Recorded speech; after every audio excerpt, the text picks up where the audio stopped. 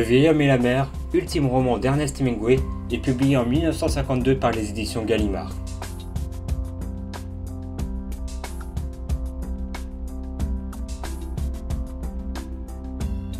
À Cuba, Santiago est un vieux pêcheur souvent aidé par le jeune Manolin. Seulement voilà, depuis plusieurs mois, la chance n'est pas du côté de Santiago. Les parents de Manolin décident que le jeune garçon aille trouver une autre embarcation. Malgré cela, Santiago nourrit l'espoir de trouver le poisson qui fera de lui un pêcheur reconnu et estimé de tous. C'est dans ce contexte que le vieil homme part seul et trouve, plusieurs semaines plus tard, ce fameux poisson.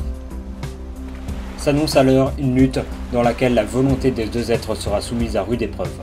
Les 3 jours de combat sous un soleil de plomb seront exténuants pour le vieux pêcheur à court de vivre.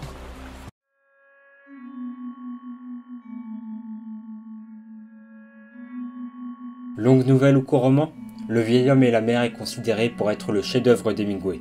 Mais si l'on s'y attarde un petit peu, on peut voir que les critiques ne sont pas toutes élogieuses.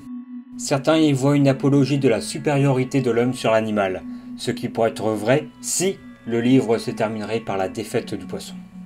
Personnellement, je considère que la conclusion du récit est une démonstration de la fragilité de ce que l'homme possède. En gros, rien ne doit être considéré comme acquis. Tout ce que tu possèdes, ce que tu gagnes, eh bien tu peux le perdre. J'ai beaucoup aimé la manière d'Hemingway de décrire le combat entre le poisson et le vieil homme. Le poisson n'est plus animal, mais devient l'égal de l'homme par leur rivalité. Maintenant, lui et moi, on est unis, pensera le vieil homme.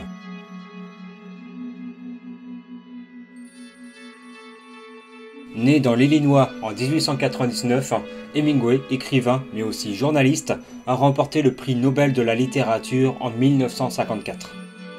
Son deuxième roman, L'adieu aux armes, décrit une situation vécue par l'auteur, à savoir la réalité de la Première Guerre mondiale sur le front italien en tant qu'ambulancier, au cours de laquelle l'écrivain en sortira grièvement blessé. Le vieil homme et la mer est récompensé par le prix Pulitzer en 1953. Peu de temps après, l'écrivain frôle la mort dans un accident d'avion alors qu'il participait à un safari en Afrique. Sa santé et son moral s'aggravant depuis l'accident, Hemingway met fin à ses jours en 1961.